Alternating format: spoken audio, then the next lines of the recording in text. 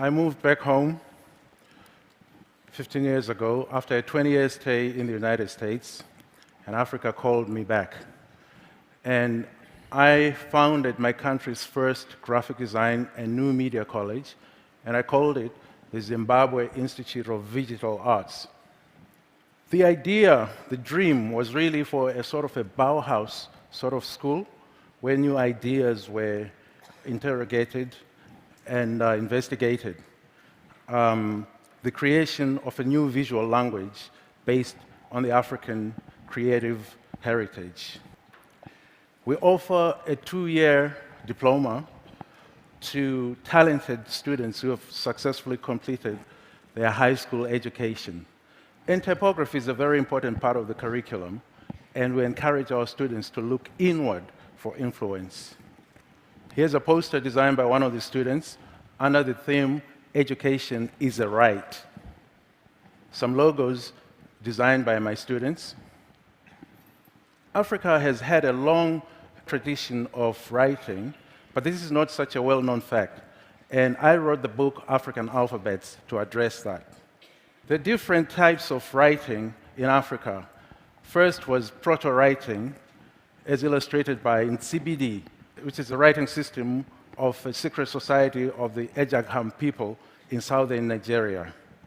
So it's a special interest writing system.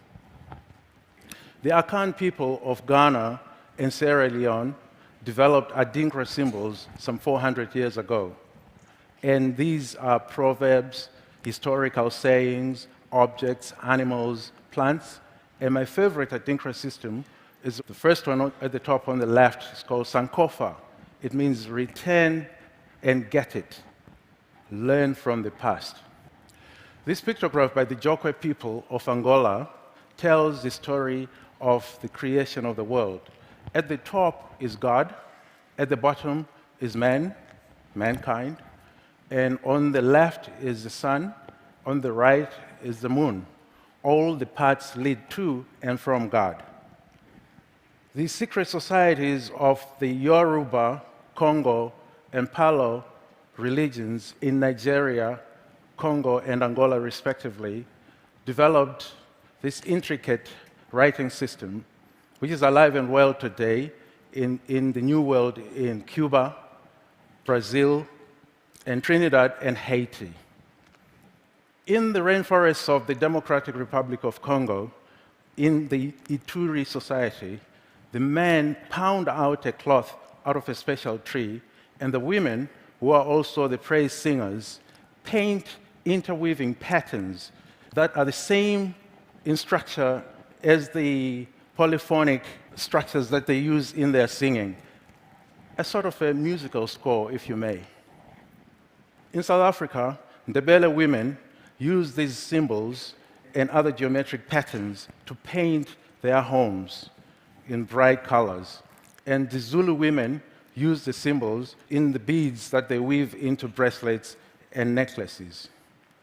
Ethiopia has had the longest tradition of writing, with the Ethiopic script that was developed in 4th century AD and is used to write Amharic, which is spoken by over 24 million people.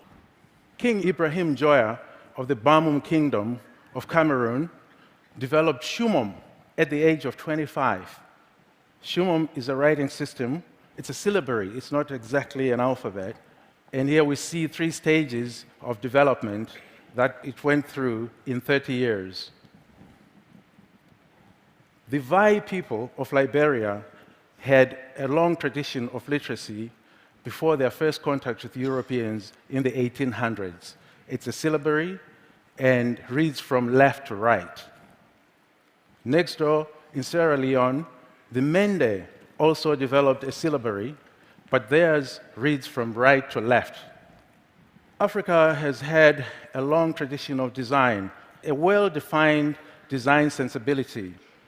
But the problem in Africa has been that, especially today, designers in Africa struggle with all forms of design because they are more apt to look outward for influence and inspiration. The creative spirit in Africa, the creative tradition, is as potent as it has always been, if only designers could look within. This Ethiopic cross illustrates what Dr. Ron Eglash has established, that Africa has a lot to contribute to computing and mathematics through their intuitive grasp of fractals. Africans of antiquity created civilization, and their monuments, which still stand today, are a true testimony of their greatness.